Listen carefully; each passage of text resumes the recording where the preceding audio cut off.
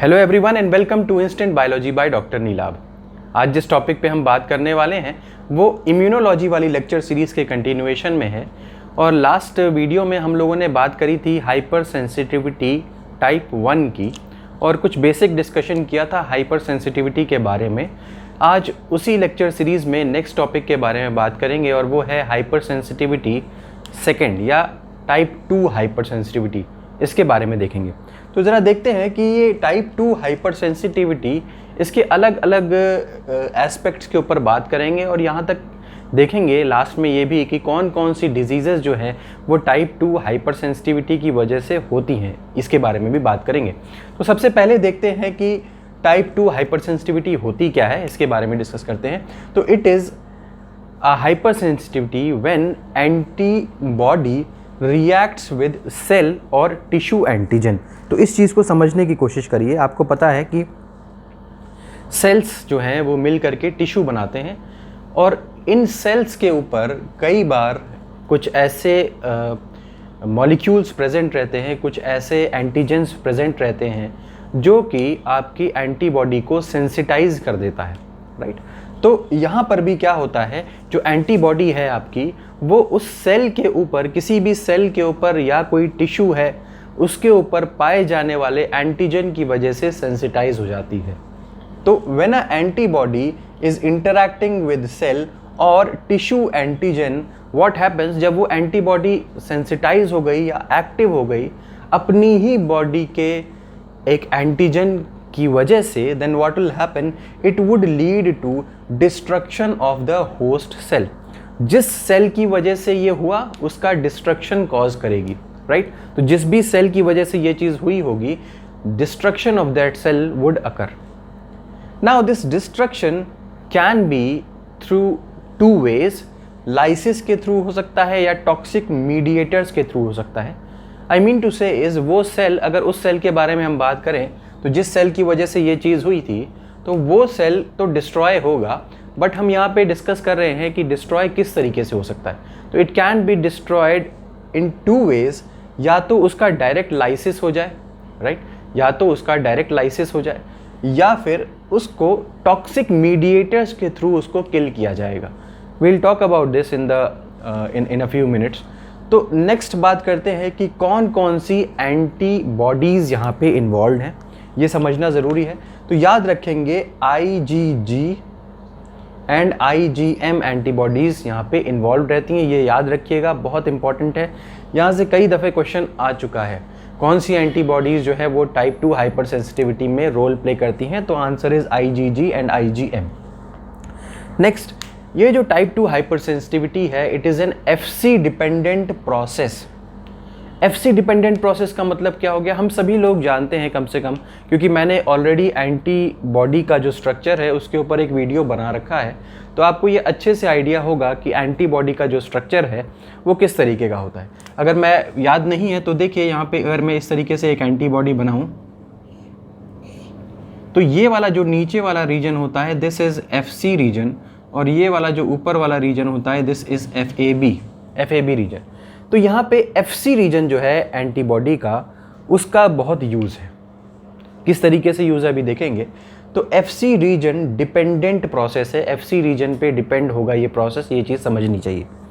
Next अगर मैं बात करूँ तो ये एक कॉम्प्लीमेंट मीडिएटेड हाइपर सेंसिटिविटी भी हो सकती है या antibody dependent cell mediated cytotoxicity भी हो सकती है।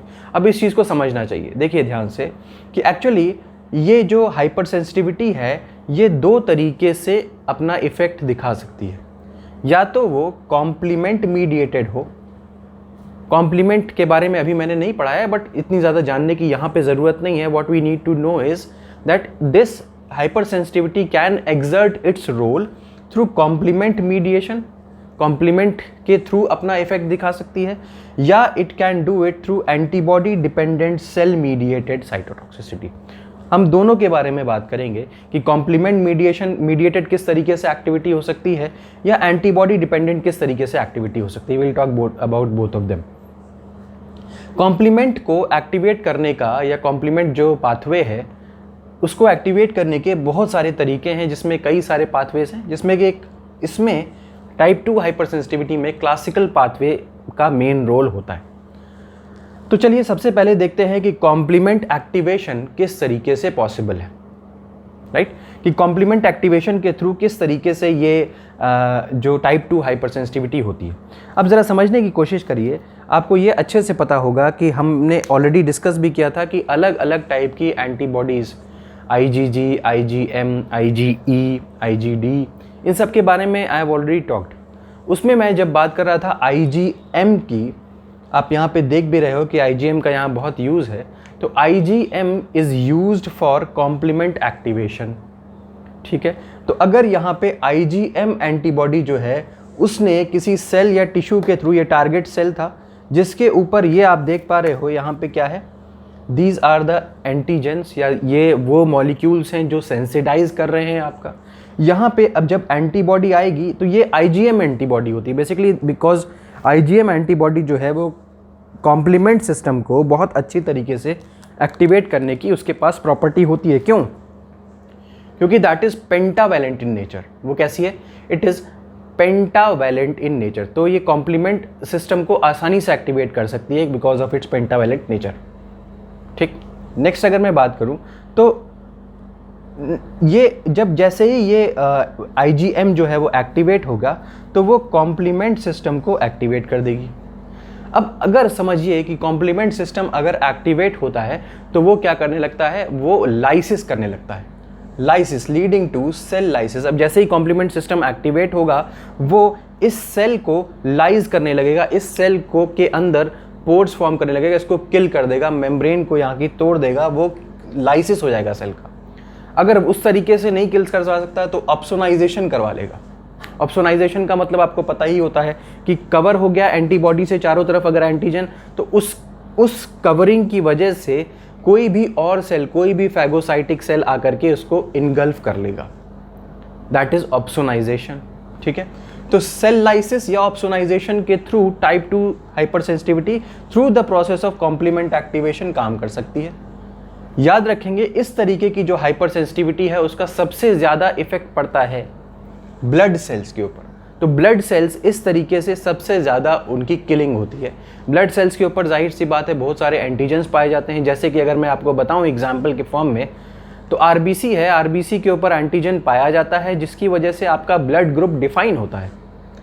तो वो भी इसके मतलब blood group incompatibility is one kind of a disease that, और वो एक टाइप का प्रॉब्लम है। अक्सर जब भी आप किसी एक ब्लड ग्रुप के इंडिविजुअल को दूसरा ब्लड ग्रुप अगर चढ़ा दो गलती से, तो क्या होगा, टाइप 2 हाइपर सेंसिटिविटी एग्जिस्ट करेगी, बिकॉज ये ज़्यादातर जो ब्लड सेल्स हैं उसमें देखने मिलती है, ठीक। ये क्लियर हो गया।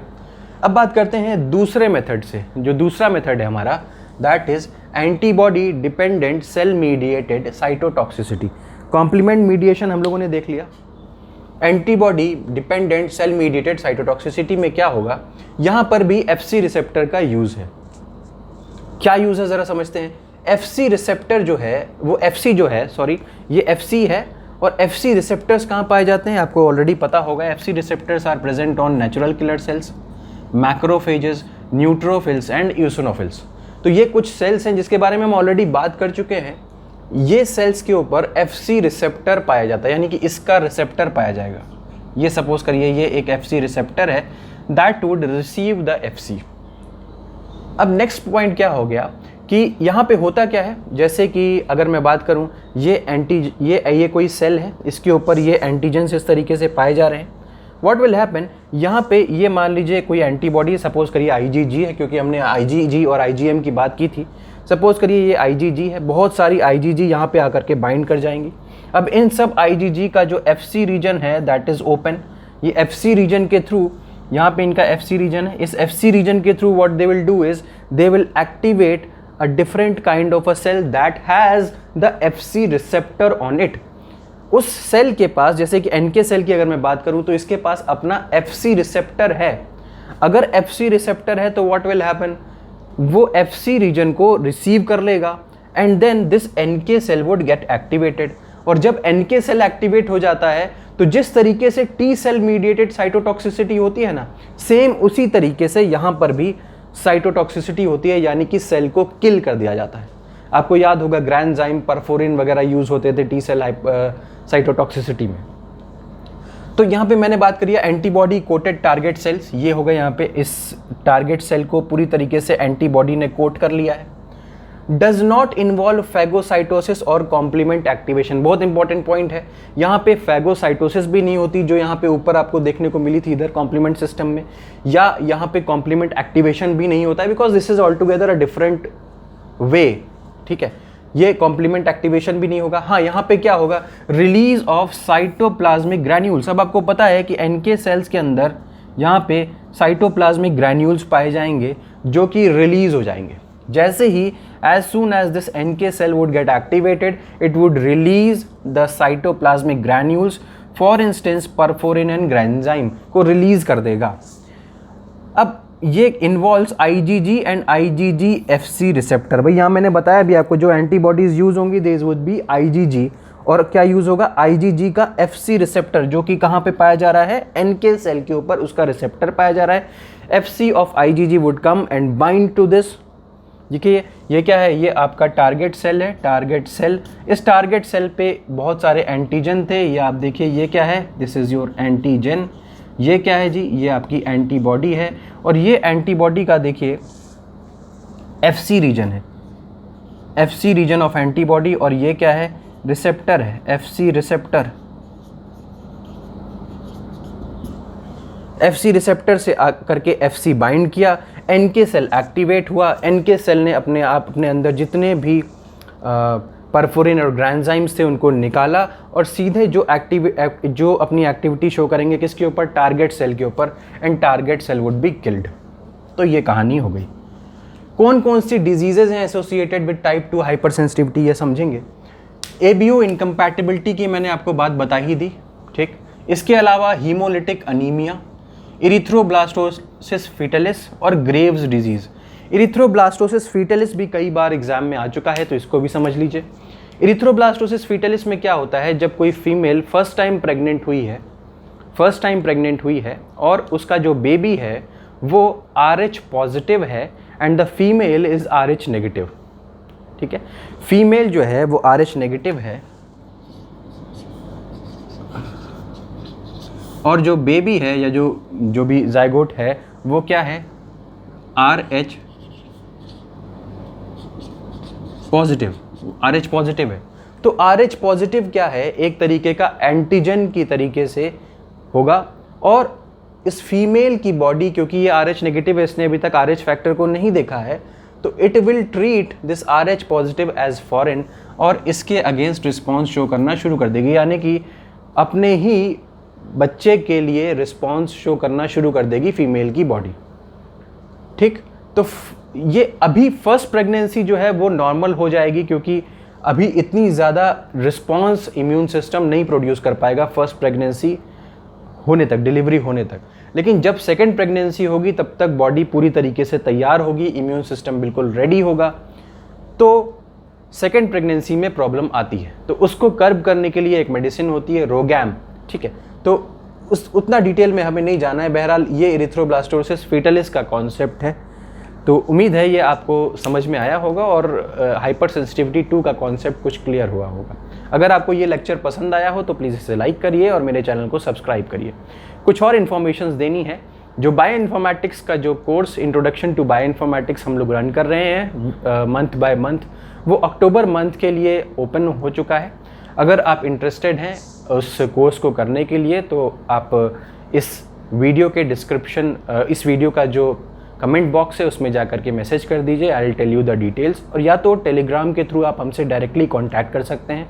दूसरी चीज़, गेट के क्लासेस ऑलरेडी रन कर रहे हैं। अगर आप इंटरेस्टेड हैं गेट के लिए जुड़ने के लिए तो भी आप हमसे टेलीग्राम के थ्रू या इस वीडियो के कमेंट बॉक्स के थ्रू जुड़ सकते हैं। Thank you so much, have a great day.